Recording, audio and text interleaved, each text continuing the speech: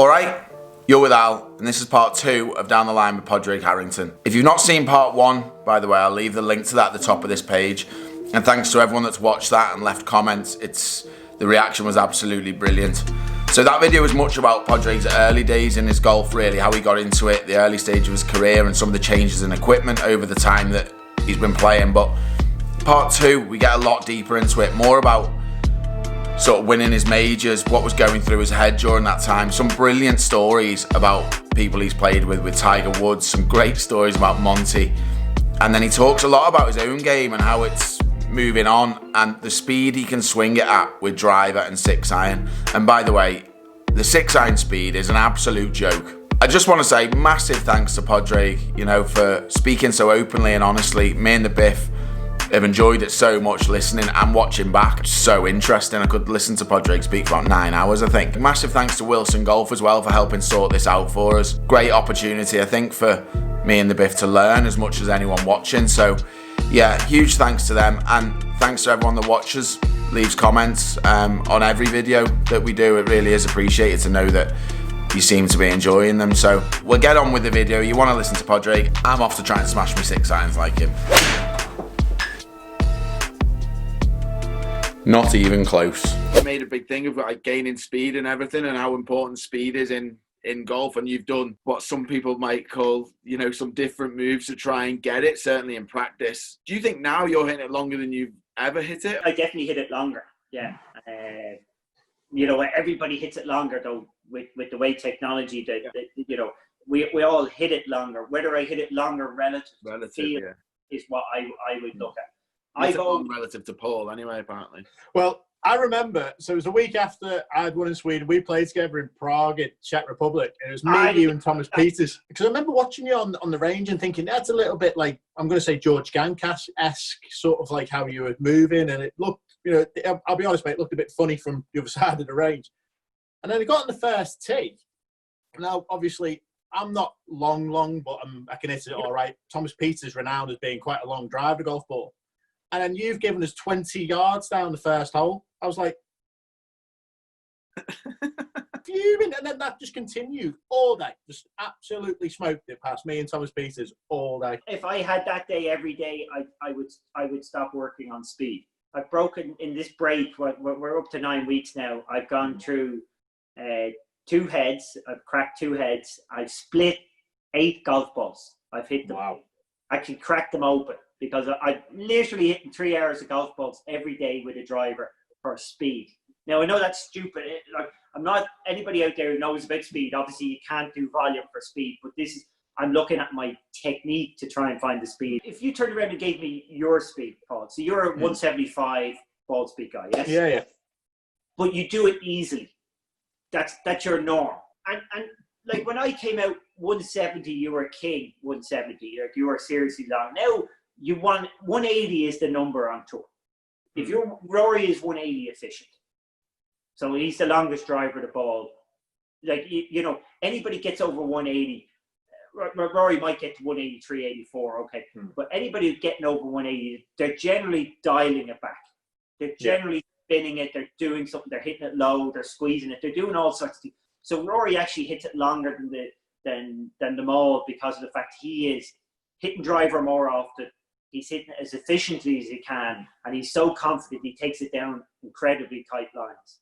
So he's playing every day like I played that one day with you. I keep working on speed because, one, I want to keep up there and feel like I'm competitive, like on a tough golf course. So speed isn't as important until you get to a major where they're firm greens and you need to be hitting that 1 or 2 irons shorter into those holes. Because I've always had the ability.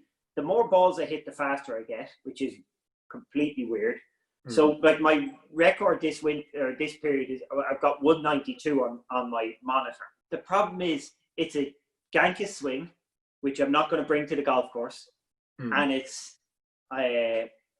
also take me maybe 60 balls to get there. I need to be 175 every 10 minutes on the golf course. That's what I need, rather than. Like, if you came up to me on the range and you had a bet on me, at any stage, 10 balls, I'll get over 180. Take me 10 balls. But would I be able to get 175 on the golf course? Unlikely. The only reason you work on your technique and you change your technique is to change the parameters that you have to play with on the golf course. So if you are a guy who hits a low fade 280, okay, and there's a bunker at 300 on the left-hand side, you're not going to try and carry it. You're going to hit your low fade 380 or 280. Now, if you can hit a high draw that carries 310, well, you may try and take on the bunker on the left and you hit this big high draw 310. So all that is one guy has the parameter that you can hit a high draw 310, the other doesn't. Now, once they get in the golf course, if both of them execute their shot to their best of their ability, the guy who hits a 310 has got the advantage. But he still has to execute. And the 280 guy is more likely, he's got less things to go wrong. He's more like, so I work and try and change stuff to give myself more options. Is there any reason then why you still can't compete, if you know what I mean? Because you're at the upper level of ball speed, short game's still tidy. It's like I am struggling a bit in the greens. You know, when I'm out there on a Thursday, I could have an 8-footer on the 12th hole. It's like I'm putting that putt to stay in contention in the tournament and or even to make the cut. Whereas when you're in your comfort zone, you stand over that 8-footer and like it's just one of many. You know you're going to be there at the weekend. Yeah. I would play better if there was no cut. That's terrible, but because I'm on that, we've all seen it. You watch the players. Guys are in a nice comfort place. Good things happen, and they don't realize that they happen because they're not stressing. I'm right on the edge that I'm going, I can't take very many hits. I'm going out there going, gee, you know, I don't need anything to go wrong, or I'm going to not win the tournament, I'm going to miss the cut. Whereas when you're on top of your game, you know, if I miss this putt, I'll make another birdie. There's a lot to being in your comfort zone. So yeah, I'm trying to stay long enough to be competitive. Most players will go to the range and they'll try and learn how to hit a draw and a fade. The most beautiful golf shots, right? We're sucked into this, I want to be able to fade, I want to be able to draw. But we know that one-dimensional players are awesome.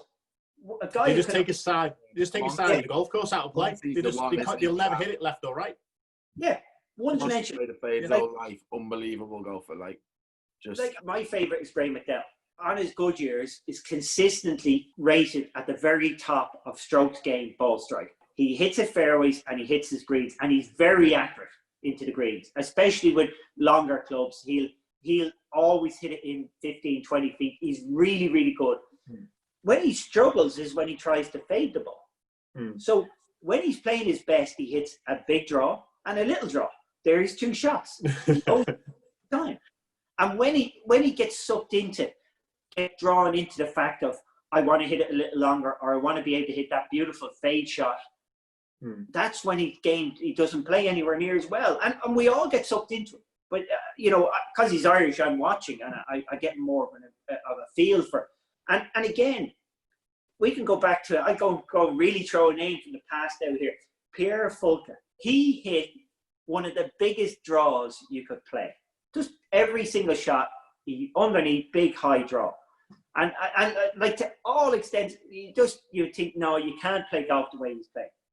So I played with him in Dubai, very windy, as we know. And all day, in the right to left winds to right to left pins, he stiffed it. And I'd be trying to cut the ball into the wind, and I'd overcut it and come up short, and I'd get a double cross and hit it 40 yards left. And he just hit this high, like the 9th hole in Dubai. The hardest right to left wind, all just goes 50, 60 feet back. He stiffed it. I'm going, how? Raw. And it came, for whatever reason, it came in soft. He was a beautiful player.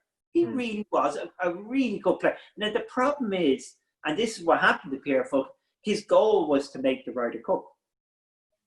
And once you make your goal, it's very, very difficult after that. We have seen this with so many players who've made Ryder Cups. We've seen it with so many players that if you put a goal out there, and it's deep down and you believe it, when you get to it, everything after that is harder. And it's hard to get motivated to carry on and all that sort of stuff.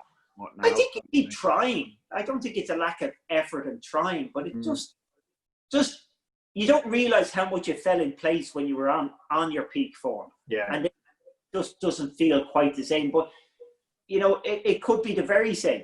You know, just that you're, you know, because you were relaxed before, you hold one more 8-footer and now you're missing one more. And that's a shot. Could you imagine being a shot better every round of golf? You know, all round. Yeah. Massive, yeah.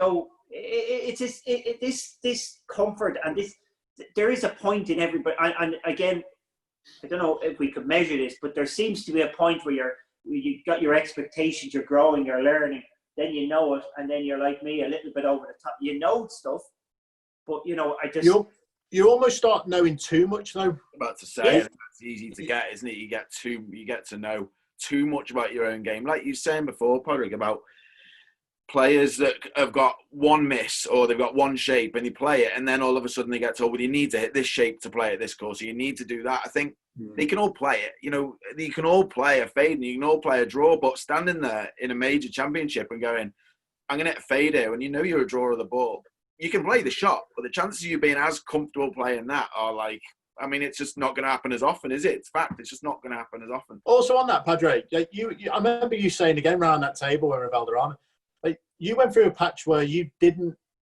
think about technique. If you hit a bad shot, it was almost because of a lack of focus, not because of you'd made a funky golf swing. It was almost like I just wasn't focused and I hadn't focused on the shot. I fully believe your swing and technique only define what you're capable of hitting on the golf course, your parameters, whether you hit a draw, whether you hit a fade, high, low, long, short.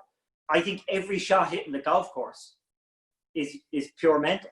I don't think it's anything, you know, I'm not saying, as I said, your mental game's not going to teach you how to hit the ball 20 yards further or do something that you can't do.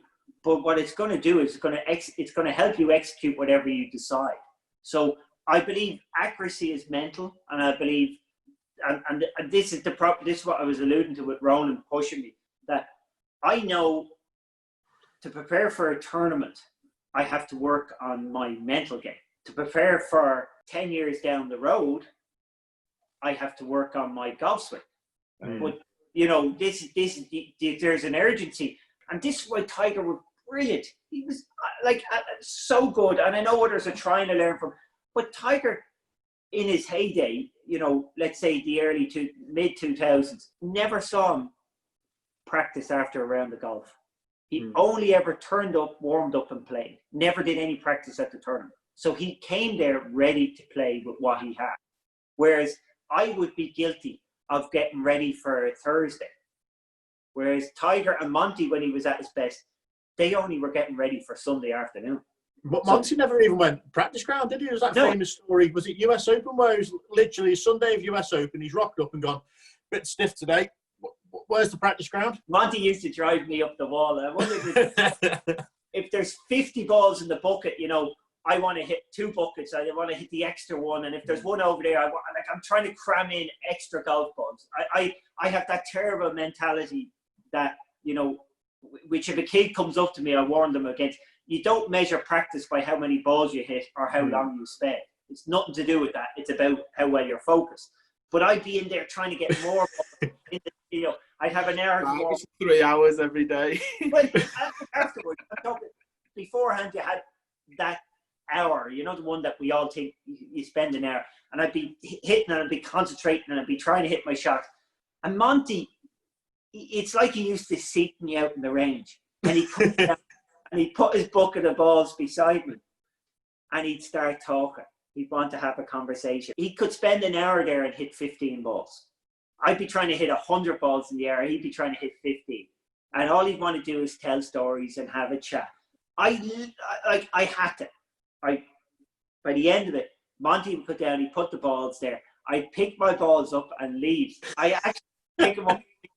He'd be winding me up so much without knowing it. I mean, I'll do that. That's how I practice. I just stand there, a couple of swipes, all that. I'll be there digging a hole next to me, honestly, like digging a hole. Paul said to me yesterday, he said, I'm not going to use my TrackMan next couple of days. Do you want to borrow it? I've got like a little garage set up with a net in and stuff. So I've literally I know I've got his TrackMan for 2 days. So I'm like, right, I'm going to get 6 months work done in these 2 days.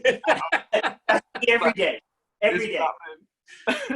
But that's what I was, if I was back, I wouldn't change anything I've done because that's what it's made me. But if I was recommending to somebody, if I was going to tell a kid, I would go for the Shane Lowry McGinley warm-up, which is like a 20 minutes Monty to say, just whiff a few balls down there. You should not practice before you go out to play. It's a physical warm-up and in terms of your body, and a mental warm-up in terms of your head. Nothing more than that. If like the amount of tournaments I lost because I got myself in contention on Saturday night, but I burnt myself out by Sunday. I'd done so much work during the week. It's not easy. That's my personality. Yeah. But, Sunday is twice the effort of every other day. And, like, when I won let me tell you about when I won my third major. The nice thing to be able to say that, isn't it? Yeah. But if you remember, I got injured that week. I was injured. So I couldn't. Bad rest, didn't you, that week? Yeah. So I didn't play a practice round. And what's famous that week at Birkdale was it was blowing a hoolie all week. The first morning, Sandy Lyle walked in and said it was unplayable. So the conditions were as tough physically and mentally as you could get a golf course for the week. I played that one and I was driving to the golf course and literally listening to the radio, listening to Sandy Lyle walk off the golf course. I was like, what am I doing here? Didn't you? What's that? You finished top 20 in that one. Yeah, I can play. It's all right. It's not saying when I won my third major, but you can say you were top 20. I can hit it though. We're all right. But the difference is, in a tough, difficult week, I was the freshest player there. Yeah. Where normally I would have gone out and played 54 holes of practice or something silly like that Monday, Tuesday, Wednesday. And, I might have started out okay, but by the time Sunday came, I would have been, flogged at that stage. So I'm not saying it's the only reason, but it's certainly a reason that you could put forward. And Tiger was brilliant. Monty was brilliant. Players are learning. If you want to be mentally sharp, the less you do, the better. What you're saying there, Padraig, I've actually banged on about this for years now. There's guys that have the mentality that you want to hit a load of balls, but there's other guys that are struggling week on week and they're grinding and grinding and grinding. And you see the same guys on the range doing the same things. What always struck me was it'd be rare if you saw any of the world's top 50 on the range. They'd be chipping and putting, playing a few holes, play pro-am, warm up Thursday, go and play, and then you wouldn't be on the range afterwards. And it was so common of what I saw from the world's top 50 that's how they'd go about it. I was like, yeah. And one of the best guys I saw for it was someone like Frankie Molinari. He rock up on Sunday afternoon, fresh as a daisy, and was always around sort of contention. He was brilliant at it. It would be easy if there was an exact formula, but we are looking at the top 50 in the world, and we're assuming that what they do has something to do with them being top 50 in the world, but maybe the fact is they'd be top 50 in the world no matter what they did. And there's no doubt if there's somebody listening to this podcast and they're rubbish, doing no work ain't going to make you any better. I've got the secret. That's the secret. Come on. I do that. I do exactly what you spoke about there, just saying like they are the top 50. So me and Paul, we spend a lot of time, we go away in the winter practicing and we compete together, don't we? We have, we try and make the practice as competitive as it can. And like I compete, but over a 4-round tournament in a European Tour event, I've said this before, I wouldn't compete with Paul. So in my position, and this is the position of 99.9% of golfers that are trying to get there, is like you've said, you do that work because you know what works, but the top 50 aren't doing that much work. But in my mind, I'm like, yeah, but he's there. I need to catch up. I need to make up for that time. So you go, well, I need to do 10 times as much work just to get to that level. And then what? But it's like you said, I mean, there's no formula to know what works. I think the biggest thing is if something hasn't worked for a while, then change it. Because I did it for years. You're like me, that you want to do all the work in one day. Yeah, absolutely, yeah. Obviously, if we did this with the modern teaching of, marginal gains, we'd set out a period that we're going to change over the course of a year, but I want to change overnight. I get an idea in my head and I'm trying to get it embedded straight away that it's there and done. as I said. But some guys, like I know, good example of this. One of your top 50 players in the world. I was on the range working with Pete Cowan in Abu Dhabi this year, and I had some funky moves going on. I would come up with these ideas, and with Pete, I then present them to Pete, so Pete can knock a bit out and say, well, maybe just stick to this. So I'm hitting shots in the range, and of course, a player comes up, and I just bomb one down there. Like a bit like you. Again, on the range, I'm really good in the range with him. So I bomb one, and he's there. Well, why are you hitting another shot? That's perfect. And I'm thinking, well, I'm trying to bed this in. And then I go and show him the move that I'm working on. And like, I snap up top at something ridiculous. And he's looking at me and going, well, why are you trying to change? I will step back 2 steps in order to improve my game next week or in a month's time, year's time. Whereas this player, who's a top 50 player in the world, he will not work on anything unless it improves the next shot he hits, which I don't understand. As in, I'm a believer that it must get worse before it gets better. It's better, yeah. Isn't a fact, but he was very much a believer in, if this doesn't make me hit a better shot now, I'm not doing it. Clearly what I was working on was not making me hit better shots right now. I was doing some incredible funky stuff that week. I remember somebody put out a picture and say, what the hell is he doing? And like, I just discovered side bend. I'd never realized there was this thing called side bend. And so I was trying to hit the golf shot and literally get like as much as 90 degrees side bend. I get stuck on my right side doing this. And I'm doing that this afternoon now.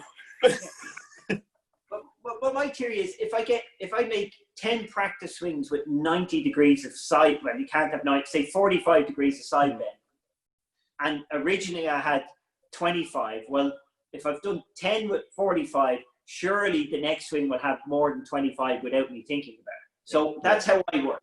That I go and exaggerate it so that when I don't think about it, it has some of it left behind. And I know I've done some great stuff and I've done some stupid stuff, but it wouldn't be who I was. Like, if you go back to, like, I get hung out a bit. Like, if I'd won a major in 2005, 2010, and 2015, people wouldn't think much of it. But because I won 3 in that period of 13 months, people go, oh, and the amount of time I get this, you changed your golf swing. And I go, well, like, I changed my golf swing unbelievably at the Apollo week or the McGregor week. I went from a cut to a draw. I changed my golf swing unbelievably, like, in 1999 with Bob Turns. I was always working and changing my golf swing all the way up through winning my majors. I changed my golf swing between winning in 2007. I played with a draw in Carnoustie.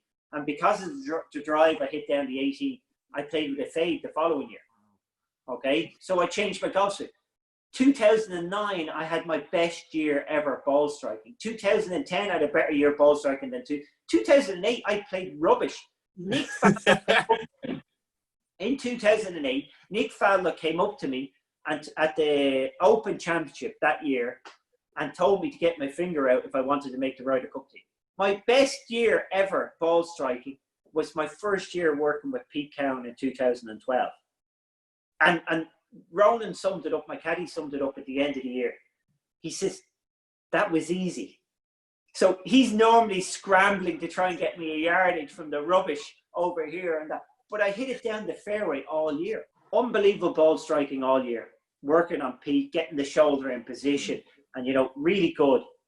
And we get to Dubai, the finals in Dubai, and we're hitting a few shots on the Monday and we start talking about it. And we're talking about a down force fade, which is what Pete Cowan teaches, getting the pressure down and fade. And I hit one, oh yeah, that's perfect, yeah, great. And he says, now, at the moment, you've got a pull cut. I didn't know it was a pull cut, but I'm good with this pull cut. And, and the minute I knew there was something better, the attraction, that I just get so sucked in by the idea that there's something better. And there always is something better. And it is an addiction. There's no doubt about it. But this is why everyone loves this game, and it doesn't matter if we play at this level, amateur level. If you're just starting out, there's always with progress. No one's ever mastered it. You know, okay, Tiger's got close, Nicholas got close, whatever. But there's always something to be working on. There's always something to get a little bit better at. There's always that satisfaction, isn't there? And I think that's the appeal of this stupid sport half the time. I've got a quote from Tiger, the 2009 PGA, the one that he lost to Wai Yang. So Hazeltine on the 15th hole, I've hit a 3-wood out of the bunker on the left. And Tiger has described it as one of the greatest shots he's ever seen, definitely worth the price of admission. I've hit this 3-wood. I'm in the left bunker. I'm on a slight upslope. I've got 160 yards to cover the cross bunkers. So I'm thinking, you know, if I duff it, I still cover that. I'll be in the layup.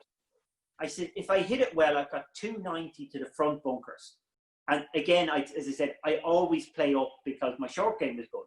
So I'm trying right up on top of those front bunkers. If I hit it in the front bunkers, it's not so bad. It's 20 yards, 30 yards to the flag, well within my difference. I pitched it 300 yards on the green and went about 15 feet. I had no intention of hitting that shot. Nobody knows that. I just, to this day, it was a 3-wood out of a bunker. I don't know how I did it. It does. I've hit this thing and it's gone up in the air and we're looking at it. And you go, oh my, that's just landed on the green. This is the illusion of golf. I know what happened in that shot.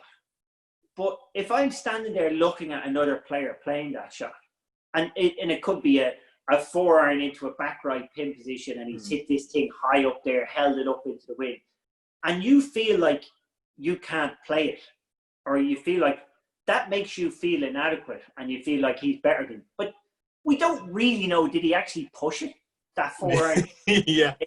You know, there's so many, or like the day I played with you in Prague, I was just on a good day. And sometimes we overestimate and we get sucked into looking at other players and going, well, I can't hit that golf shot. And that kind of kills us. I remember seeing actually, I won't name the player, a young lad, and he won a tournament in the States and he got this incredible ball speed off his iron. And like, I'm going, wow. And I went home and I said, right, how fast can I get with a 2-iron? And sure enough, I can get up there. I can get 174 mile an hour out of my 5-wood. That's ridiculous. Okay, that is just ridiculous. I can do that. Okay, this is just stupid. But I was trying this with an iron, and I could get 167 mile an hour ball speed. I can get 114 or 115 is my top speed with a 6-iron. Miles per hour club head speed. Okay, that's ridiculous.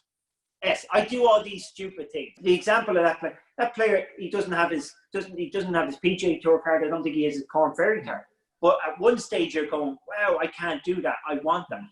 And I think we're always drawn into that. When we walk down the range, everybody looks like they're hitting the ball well. Yeah, yeah. It all looks easy because we don't know what's going on in their heads. Just like that shot with the 3-wood. If Tiger had known that I was really just trying to duff it about 200 yards into the fairway, he wouldn't have been. That's one of the greatest shots I've ever seen. How many times have you replayed it though, trying to figure out what it was you did? I could name about half a dozen shots I've hit in my career that I have no idea. I had the longest drive recorded at sea level on the European Tour for about 5 or 6 years at Hong Kong on the 14th hole, not downwind. I hit it 384, par 5 over the hill. Yeah, I hit it 60 yards over the road. I was going to say, like, if you get it past that trap and then like towards that road, that's a good hit. If you've got it over that road, that's ridiculous. I was in where you would, if you got in trouble, I was in the layup zone, 60 yards over the road. I was so far down. Ronan was only on the bag at the start, and he came in. And if you remember, my caddy Ronan, he's my brother-in-law, so he was very much an outsider when he started off caddying. And like all outsiders, they let you know you're an outsider. And so he was at that tournament, and he put down 384. The stats recorder, Dennis, called him back in and says, now, on this tour, he says, we don't be making up the yardages, you know. He said, you've added instead of subtracting, sort of thing, something like this. And Roland says, well, next time, he says, that's correct. The next time you better put the yardages out far enough for my player. Stopped at 340. I said, that wasn't downwind that day. And I'd love to know. And I've done that. We've all done it. We've all hit a golf shot. And go, like, Where's that come from? Yeah. Wait, what happened there? Yeah. I just want to have the day in Prague again. Honestly. He come home and I was like, so I was Prague, but I think Paul was like offended. He was like, mate, you hit so far past me. I was like, really? He said, yeah. And he was like, I think he was still in shock when he come home. I was like, what am I going to do? I actually went straight into my garage. I can't do that. I actually went straight into my garage and went, right, so if I get it here, hang on. In the States, they have a lot of trackmans on the tour. So you can now go in and see your ball speed off every tee box in a round. Right, okay. So, but the highest speed I ever got was in a tournament round was 178. And that was that was within a couple of weeks, 2-3 weeks after working with George. And it felt like a normal swing. I wasn't like jumping at it. So there's no doubt, like, as I said, if I want to go in there now, at the 192 I got there a few weeks ago was a ganky swing. It was big thoracic tilt at the top. Like literally my spine would go that way. I get my hand, the thing that gives me the most speed is high hands. Yeah, you said that before, yeah. Yeah. George he thinks my hands are too much up. He'd rather me over here or whatever. But certainly he's very knowledgeable and explained a few things that gave me a bit more freedom. It doesn't come naturally to me, so it's not, as I said, I have to actually physically think about it and do it on the golf course. Whereas when you're playing, you want to, whatever you're doing, you want it to be as automatic, don't you? Yeah, as automatically unconscious as possible. That was one of the things I was actually going to ask you, to be fair, mate, was like, you work with different coaches, or do you get an idea in your own mind and then have a little play with it, or are you just purely taking the information from the coaches? Like at the moment, I work with Pete Cowan. And I talk to George, and I do some work now. I got a K-Vest, which I find brilliant. I'm drawing stuff in from TPI, Tightest Performance Institute. I'm drawing stuff in with a guy called Joe Shearer on the K-Vest stuff. And I'm taking all that information and trying to see what it does and bring it all together.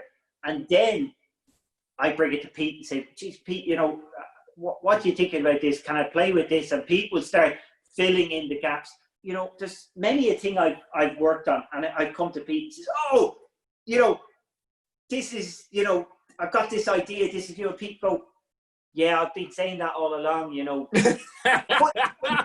Sometimes when it comes from a news source, it sticks better. As I said, you definitely need a situation. Like, I'd be too mad to go off on my own all the time, but I still want to know what's out there. But you need somebody to rein it in a bit. All the best coaches, and I will give this to Butch Harmon. You know, Butch, over the years, I played a lot of practice rounds with some of his players, and I've been close to him on the range. He's brilliant with his players. He never gets in their heads at major tournaments. He doesn't get them down the wrong road. He keeps them in the right place, keeps telling them stories, distracts them from from worrying about their game. Of all the coaches of that back in the 2000s, he was the best psychologist as a coach. I saw him at the events, and consistently would say the right things to his players. I think we were asked that the other week, Paul, and someone said, like, why do you need a coach? If obviously the golf swing, your own golf swing. Why do you need a coach? I mean, obviously you need the guidance, and you need another eye and different ideas, probably, like all the time. You open to different ideas, but it's that side of things in a tournament that's absolutely priceless, isn't it? That thing where you can't see the wood for the trees. Yeah, you just can't see the wood for the trees. Yeah. That's it. Half the time you just can't see it. You need someone on the outside to go, no, that's that. This is that. When it's going well, so like you look at Monty. In general, Monty just played, and that's a great mental state for competing. Just play. The technical stuff, it's like two brick walls. You've got your technique and you've got your mental side. Every time you work on your technical side, you're actually taking a brick out of your mental side to build this. So you're weakening your mental side. So you've got to really be very careful. Monty was brilliant at the mental side. But when Monty's game would slip, because he wasn't a practicer or a technical practicer, it was harder for him to come back in terms of what do I work on now? How do I do this? Being mental is brilliant as long as things are going well. You'll be like Michael Campbell. There was nobody better in the game than Michael Campbell when he was on form mentally. Like literally, I would play a lot of practice rounds with him, and you could have throw any sort of distraction and he'd just be in such a flow mentally, like unbelievable. Then when he would go and have a week or weeks or periods, actually more of a period where he'd go technical, he'd lose 40, 50 yards of distance when he started thinking about the swing. Literally sacrificing one for the other. The difference between obviously being, got to get this right, right brain, he'd be beautiful. And the minute he went into his left brain and started thinking about it, it just tied him up. He just got rigid. You could see it in his routine. It just got complicated. And it would infest his whole game. So that's why Michael, if you look at his career, Michael had maybe 2 or 3 periods where he was beautiful. Just perfect example of what, like a Monty-esque. And then he had, in between those maybe 2 or 3 periods where it was just constrained, it was tight, it was and just really the opposite, and he's probably the biggest contrast I've ever seen in a player from right when it's wrong. I had never thought of it that way. When you just said you take one brick out of the other to build the technical side, I've never thought of it that way. And I mean, Paul, you know, I've played a lot of golf being in that mental side of trying to build stuff on the golf course, and you just cannot do it. Like it's. I think there's no flow. There's no flow to what you're doing and all that sort of stuff. I know you've got a job to do. You were shouted at before. I'm sure you've got something to do. And we have. I know you would have been asked 100 times about Ryder Cup and stuff this year. But what's obviously Ryder Cup is a massive thing now as a part of your life. But beyond that, what's next for you? Like the enthusiasm you still got is still, don't take this the wrong way, it's still like you're a kid with golf. A few years ago, I haven't been putting as well. So I'm struggling a bit in the golf course. And, you're missing cuts and things like that. And I did a bit of commentary and I did a bit of this. And I love coaching, as you will see. But then I realized I actually really like playing golf and everything to do with it. Even though it's not going as well competitive-wise as I would like, I actually enjoy my golf more now than I did 20 years ago. The one issue I have is I'd like to be competitive and in that zone where I'm not right in the edge all the time. So I'm trying hard to be competitive and want to be competitive and win on the main tours. That's what I want to do. If that doesn't happen, I will move to the senior tour, to the Champions Tour. Look, I believe I can be competitive, but as I said, I'm just that bit on the edge, and it's amazing. Like I saw Ernie Elster go to the Champions Tour this year, and he started putting better. That really appealed to me. That maybe I'll put a bit better, because those guys shoot 20 under par for 3 rounds. Yeah. But like, I'm really hoping that that not having a cut and being in a bit more relaxed an atmosphere, that I'll start putting better. I enjoy it, and I will keep playing it as long as I can. Hopefully I can stay competitive. And I do believe I believe I'm good enough. Yeah, I believe I can do it.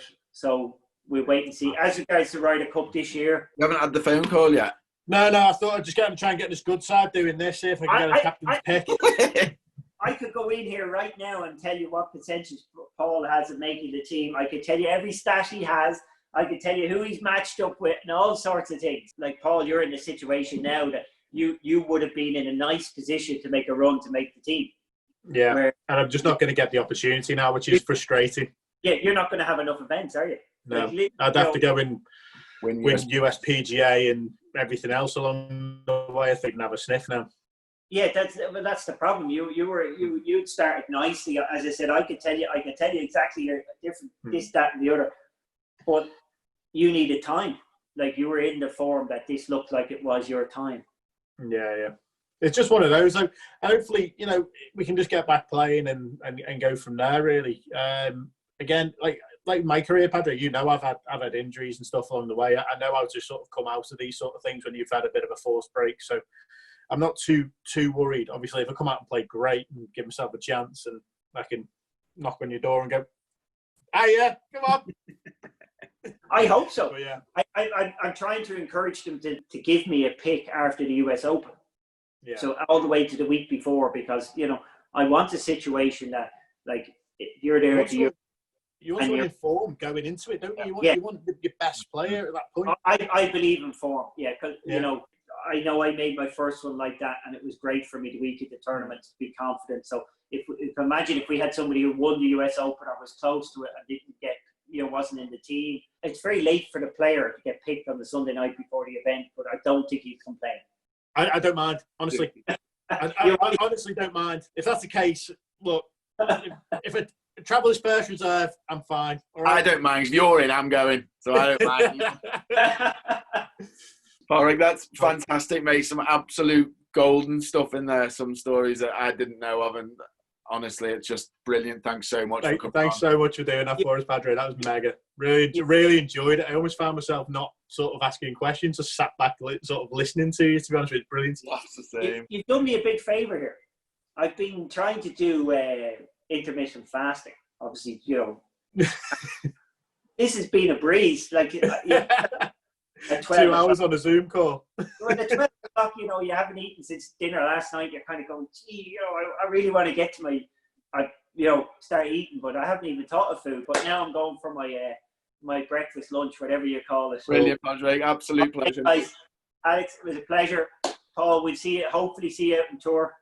Absolutely, mate. I tell you what. Could have sat there all day. Honestly, mate, I will never forget being sat around that table in the Players' Lounge during a weather delay when we're all sat there, and he just talked as openly as he did then. Like, 10 years ago, he would have been keeping stuff to himself and, not giving away any secrets, where he just talked openly. And I just thought, what a brilliant thing for him to be able to come and do this sort of thing with us and tell a few stories and have a laugh along the way. He's a great guy as well. One of the best players of, like, certainly our generation, like, in the world. It's that period of 2007, 2008, when he's winning the majors. And I'm sat there going, I could have just listened to him all day, and you kind of have to remember, like, Al, you're actually on this. You need to sort of say, Al, this is your channel. You need to do the interview. You need to ask the questions. But, right, on that, you say that, right? So we got to world number 3. Yeah. Right? I don't think people realise how good this guy was, because Ryder Cup's world number 3 and 3 well, made. mate, have a listen to this, right? So he came out on tour in 1996. So he got his card in 95, 96 first year. Won in his first year. So last year I finished 22nd on Racing Dubai and thought I was the balls. First year out, 11th. So I'll give you his run of Racing Dubai finishes. 11th, 8th, 29th, 7th, 7th, 2nd, 2nd, 3rd, 3rd, 32nd, 1st, 3rd, 2nd. That's up to 2008. Wow. Just consistently, almost every year, has had that top 10 on Racing Dubai from the moment he turned pro. Yeah. You can't believe how good he was, is. He's an absolute legend in the sport. As much as obviously all his results and winning the majors and the Ryder Cups, he's underrated how good he is. I was just about to say, I actually think he's actually underrated. I think he's actually one of the true greats of the sport. He's unbelievable. Yeah, it's class to have him on, wasn't it? Absolutely. Yeah, mega. I'd say it's priceless for me sat here speaking to Padraig Harrington about all that, just openly. Like, it's priceless. It's absolutely brilliant. I hope everyone else enjoyed it. And, like I said, if you haven't followed him on Instagram and Twitter and stuff, watch them. He is brilliant. And I think, like he said, he openly enjoys coaching and that sort of thing. What order do we do this in now? Do we say, you say down the line, see you next Tuesday? Or, well, I'll say I'll see you next Tuesday. And I'll say I'll see you down the line. Job done.